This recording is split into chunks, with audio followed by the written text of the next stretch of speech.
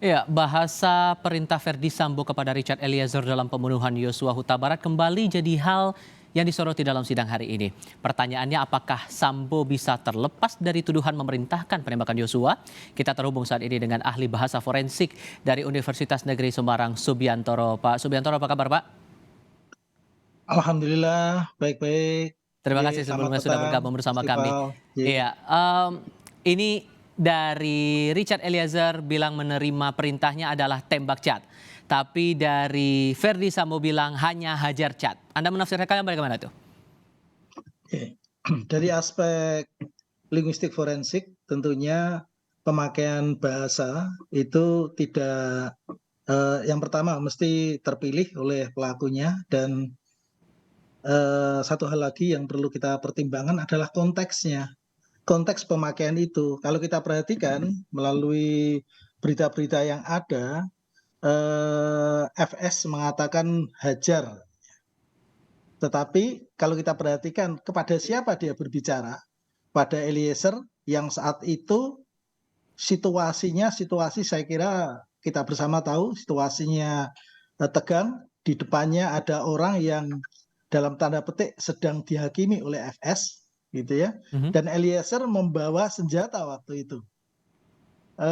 Hajar tentunya kalau dikaitkan dengan konteks itu, waktunya sore hari, tempatnya di tempat sebagaimana diberitakan, dan yang lebih penting dari itu lingkungan penggunaan bahasanya. Lingkungan penggunaan bahasa hajar itu secara leksikal saja sesungguhnya memiliki makna ada tiga. Menghajar itu ya, memukuli supaya jera, memukuli sebagai hukuman, memukuli supaya tidak berdaya.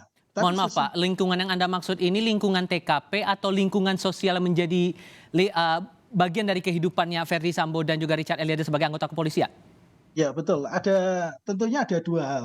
Hmm. Lingkungan TKP saat itu yang situasinya memang situasi yang dalam tanda petik sudah terencana, dan lingkungan para mitra tuturnya itu. Hmm. Lingkungan penggunaan mereka itu lingkungan di kepolisian yang telah terbiasa mereka gunakan antara Verdi Sambo dan segenap anak buahnya. Kata hajar tentunya memiliki makna kontekstual yang sangat jelas di situ terkait dengan konteksnya ya. Hmm.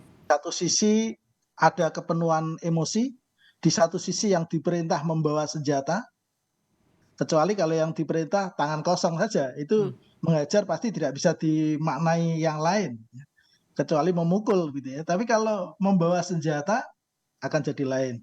Kemudian di konteks kepolisian, menghajar mungkin bisa maknanya luas sekali, ya, maknanya luas sekali bergantung konteks juga.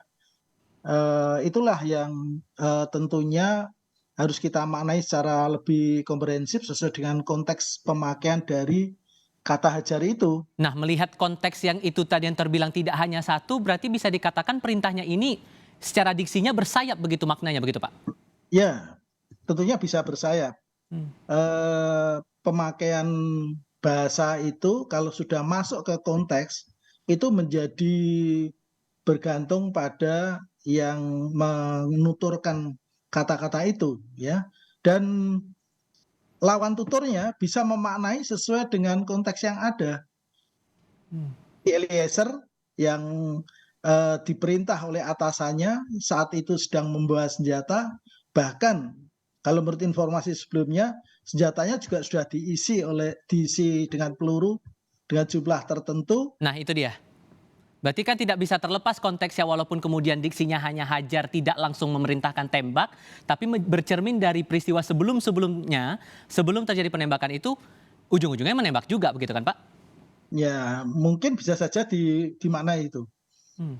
Bisa kita maknai seperti itu kalau melihat konteks, bahkan bukan hanya konteks sore itu ya, Hmm. konteks sebelumnya juga mungkin dalam waktu yang lebih panjang mungkin bisa jadi seperti itu. Ya. Hmm. Oke, kalau begitu dengan fakta persidangan yang berbeda seperti ini, Eliezer bilang tembak, tapi dari Verdi Sambo bilang hajar, maka bagaimana kemudian hakim bisa menilai arti kata hajar ini untuk kemudian diterapkan dalam putusan nanti? Menurut Anda gimana, Pak? Ya, pemaknaan sebuah pemakaian bahasa itu tidak bisa terlepas ya, tetapi mesti harus dimaknai sesuai dengan konteks. Sesuai dengan konteks itu sesungguhnya fitur-fiturnya bisa dirinci satu persatu sesuai dengan situasi yang ada saat itu, paling tidak sesuai dengan di ruangan tempat yang bertutur dan lawan mitra tuturnya itu ada. Di situ ada Sambo, di situ ada Eliezer. Eliezer itu membawa senjata yang dihadapi orang tertentu yang saat itu dalam tanda petik menjadi sasaran mereka semuanya yang ada di tempat itu saya kira bisa kita arahkan ke tertentu maknanya tentunya ya. Oke, kita coba lihat dalam skop budaya organisasinya begitu Pak, secara institusinya dalam kepolisian ini. Anda merasa bahwa ada bahasa-bahasa perintah yang memang hanya diartikan saling tahu sama tahu, hanya satu orang dengan orang lain sesama anggota kepolisian. Anda mencermatinya bagaimana? Ya, memang ada istilahnya ragam bahasa ya. Ragam bahasa itu kecenderungan pemakaian bahasa karena konteks tempat tertentu. Misalnya saja kata selesaikan. Selesaikan itu kalau di konteks hukum ya, di kepolisian misalnya saja ketika ada interogasi dan lain sebagainya, selesaikan itu maknanya berbeda dengan konteks pendidikan. Kalau ada seorang ibu mengatakan selesaikan soal itu ya kerjakan sampai tuntas ya. Tapi kalau selesaikan terdakwa itu maknanya jadi sangat luas ya. Bergantung kebiasaan yang ada di situ gitu ya. Oke, Itu. tapi akhirnya budaya memberikan perintah semacam itu akhirnya muncul multitafsir antara satu orang dengan orang lain menerjemahkannya beda-beda gitu ya Pak ya? Bisa jadi, ya, bisa jadi. Seberapa Oleh besar karena peluang itu itu Pak kalau menurut Anda? peluangnya besar. Saya kira mungkin bahkan setiap linguis forensik juga akan memiliki sudut pandang yang berbeda-beda bergantung pengalamannya ya. Pengalaman dari yang menginterpretasi itu juga memberikan pengaruh pemaknaan, itu yang perlu kita perhatikan itu, Tiffal. Baik, terima kasih banyak untuk perspektif Anda Pak Subiantoro sudah berbagi bersama kami di Kompas TV hari ini. Sehat selalu untuk Anda Pak. Terima kasih.